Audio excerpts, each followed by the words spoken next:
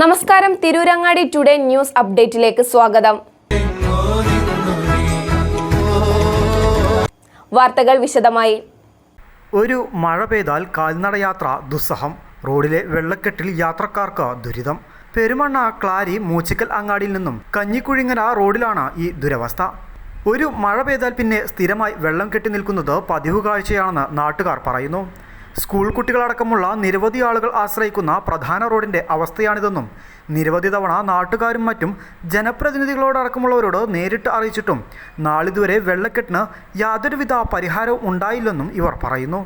വെള്ളക്കെട്ട് രൂപപ്പെട്ട റോഡിൽ മറുവശം കടക്കുന്നതിനായി റോഡരികിൽ കല്ലുകൾ വെച്ച് അതിനു മുകളിലൂടെയാണ് അപ്പുറം കടക്കുന്നത്.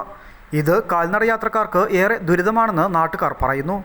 റോഡിൻ്റെ വെള്ളക്കെട്ടിനെതിരെ പെരുമണ്ണക്ലാരിയിലെ വിവരാവകാശ പ്രവർത്തകർ പഞ്ചായത്തിൽ പരാതി നൽകി.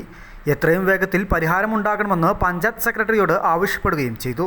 News desk, Tirur.